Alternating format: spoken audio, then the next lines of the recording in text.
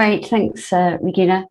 Just on the topic of disavowal, and with reference to this morning and the important recognition of the resources on which we have all built, particularly because I'm talking about colonial political economy, I think it is worth making the observation that I am talking to you from Bath, a university which originally spun off from Bristol University, which itself was enriched by the product of enslaved labour from across the world. And Bath, however, is unlike Bristol, not yet ready to engage in discussion of that relationship.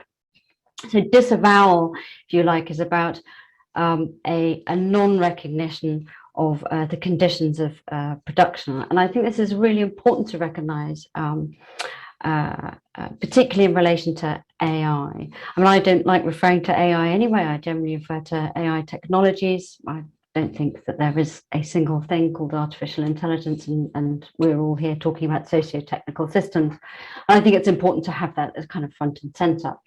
But most importantly, our kind of colonial political economy approach is also about bringing into recognition, to kind of making cognizance of not only the uses of AI technologies, but of the conditions under which it's produced and the conditions that facilitate its production. And if we're really going to seek an ethical AI technology production and use, then we really need to understand the conditions under which they're produced. And they're very helpfully, we think, understood as produced under a kind of colonial political economy.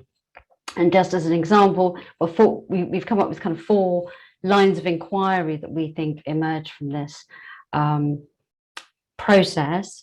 The first is to explore further the interaction of this kind of EU AI regulation with the political economy of producing the physical infrastructure that supports AI technologies, whether that's material mining, copper, lithium, rare earth elements, whether it's energy consumption, whether it's cables, data centers, and energy use. These are all essential and fundamental physical infrastructures that facilitate the production of AI technologies, and of course other related digital technologies, and really seeing the political economy of these throughout the life cycle, all the way through from design to disposal, and looking at the differential positioning of different places and peoples in these processes seems to us absolutely critical for understanding the power relationships and positions that are, can I use the word, instantiated through the production of AI technologies, and therefore also the limits of their regulation by the EU. Our second line of inquiry has perhaps been given much more attention, I think, particularly now. There's some fantastic work coming out on labour infrastructures that support AI technologies, whether those are hyper-flexible click workers, very often either they're in racialized and subordinated positions, whether working in the global north or in the global south. And the AIT kind of economy that is being produced through these processes often exacerbates and enhances highly precarious working conditions. So the AITs themselves in use then further this. And if AI regulation doesn't touch on that, then we're seeing again another dimension of colonial political economy. So physical infrastructures is our first line of inquiry. Labour infrastructures would be the second line of our inquiry.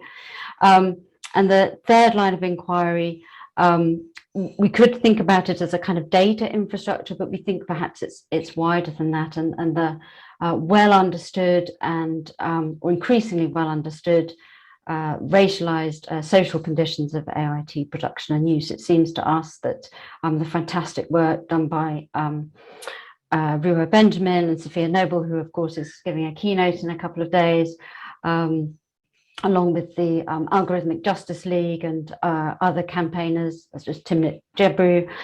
These are all absolutely well understood, but in a sense we want to kind of insert these discriminatory forms of data collection and use into a wider understanding of the political economy that sustains them, in particular how AI regulation can address these as social harms, not just as individual harms. Individual redress is not enough.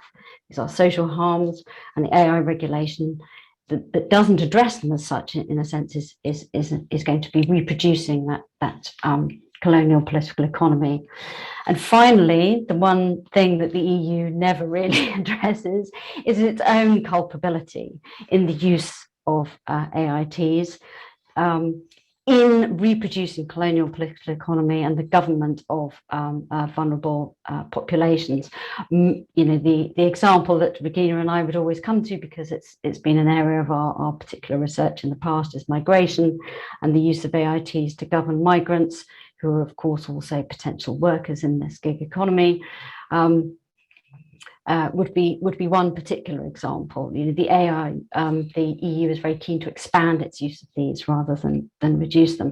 The same, however, would also apply to security and defence and space and cybersecurity technologies as well, in which the EU is both the EU as such and EU member states are of course deeply imbricated, and these are part and parcel of what we would see as the colonial political economy. So our statement leaves us with no answers and 4 very large research agendas, which add up to considerably more than the sum of their parts. But in a sense, we at least wanted to kind of open out our discussion to cover the whole life cycle of AIT regulation, and to see AITs and their regulation is very much emplaced within existing power structures and political economies. And I'm done. Thank you for your attention. Thank you very much, Emma. Thank you. Actually, thank all the speakers